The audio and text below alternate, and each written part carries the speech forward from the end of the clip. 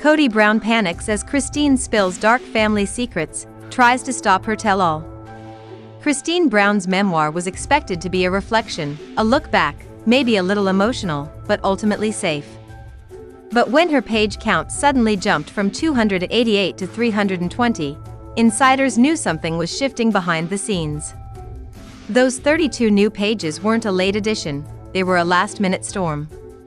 According to people close to the publishing process, Christine's additions were explosive, personal, and pointed. They weren't about drama for ratings. They were about truth. And that truth starts with the sentence that stopped editors cold: "The truth is, I was never really married." It wasn't a legal union. It wasn't a sacred bond. It was an illusion. Christine has long been the quiet one, the peacekeeper, the woman who smiled through years of silence. But these new pages mark her transformation, from the wife who played along to the woman who decided to speak up. What she reveals isn't just her story. It's a dismantling of the entire image that Sister Wives built around her. The filtered, staged version of polygamy that fans watched unfold on TLC for over a decade now stands in stark contrast to the raw honesty Christine delivers in her updated memoir. She doesn't just talk about heartbreak. She talks about performance. She reveals how the spiritual marriage she once defended was never more than a symbolic gesture, a convenience designed to keep up appearances for the church, the show, and for Kody. She recalls Kody allegedly admitting, away from the cameras, that their marriage meant very little beyond optics. That revelation reframes everything fans thought they knew. The public watched her raise 6 children under a roof she now calls hollow. And as Christine watched old episodes, she saw the performance in her own eyes. A woman pretending to be fulfilled, while knowing deep down something vital was missing. The book quietly builds toward its most devastating moments, and then, it drops them without warning.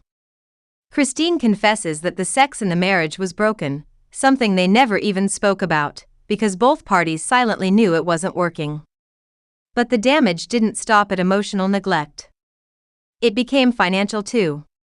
That's when the story sharpens, when Christine shifts from storytelling to accounting. According to sources, those final pages include receipts, literal and metaphorical. A breakdown of what Christine contributed versus what she received. Joint funds used disproportionately for one wife's household. Payments that were promised but never reimbursed. Expenses that Janelle and Christine covered again and again. And through it all, Kody's alleged silence, his inaction.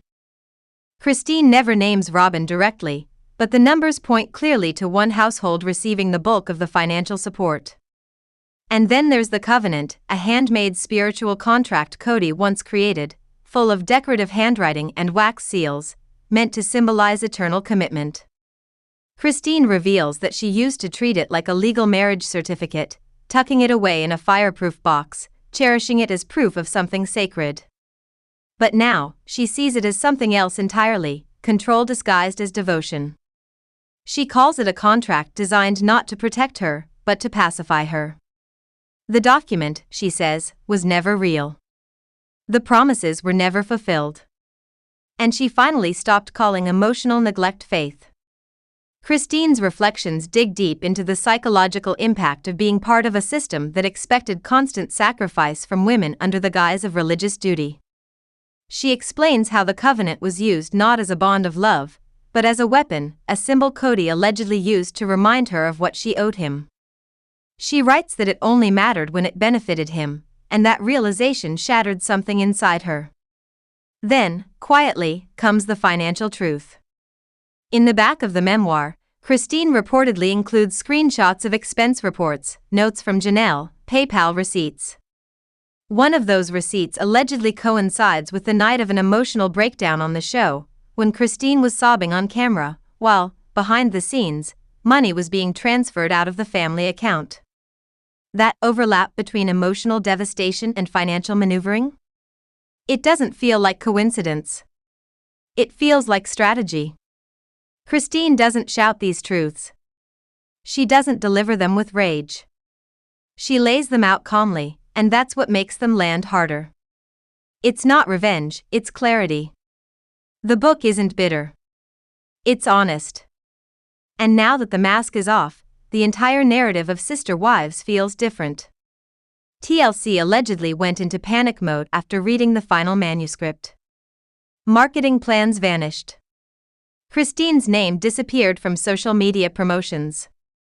Even cast members stopped tagging her. She didn't need to make an announcement. Her silence was louder than any press release. As Christine began her book tour, something else shifted. She stopped referencing the show. She changed her Instagram bio. No more sister wife. No more Brown family branding. Just a new woman, with bold lipstick, bright clothes, and a new husband by her side. She was done playing her part. She was done with the illusion. She wasn't just walking away from Kody. She was walking away from everything that kept her quiet. And while she hasn't publicly mentioned it, insiders claim Christine is already in talks with advocacy groups, organizations that help women leave high-control religious groups. Some say she's even considering launching a foundation to support others going through the same quiet unraveling she endured for years. She's not just telling her story. She's becoming a voice for others who've been silenced. Meanwhile, Kody, according to insiders, is spiraling. Rants, alleged cease and desist letters, desperate attempts to regain control of the narrative. But Christine played it smart. She framed every memory as her own. She named no producers. She broke no contracts. And that's what makes it all so powerful. He can't silence her without proving her right. Back at TLC, there's talk of splitting the show. One version with Kody and Robin. One with Christine and Janelle. But producers are nervous. Christine's version of the story is gaining traction because it's honest, clear, and rooted in lived experience. It's not a reality TV arc. It's a reckoning. And now, fans are watching differently. They're not just looking for drama. They're looking for truth. Even Robin's behavior has changed. Her social media footprint shrank. She unfollowed almost everyone in the family except Aspen. Her Pinterest pins turned dark, quotes about betrayal, about fakes, about feeling misunderstood. It reads like a woman bracing for a wave. And maybe she should be. Because Christine's book didn't just expose emotional gaps. It exposed a structure, one that protected one person at the expense of others. In the final chapters, Christine reflects on a funeral. She doesn't name names, but readers believe she's referencing the loss of Garrison Brown. She describes someone beside her who couldn't meet her eyes, even in grief. That moment, she suggests, was when she saw the performance more clearly than ever before. That wasn't unity. That was theater. And in that theater, Christine had played her role long enough. There's even a whisper of more to come. A voicemail Christine allegedly kept. A message that could change the story all over again.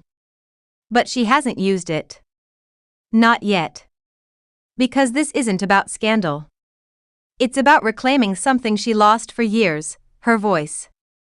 And now, Christine's voice is reaching further than ever. Women across the country are writing in, saying they feel seen for the first time.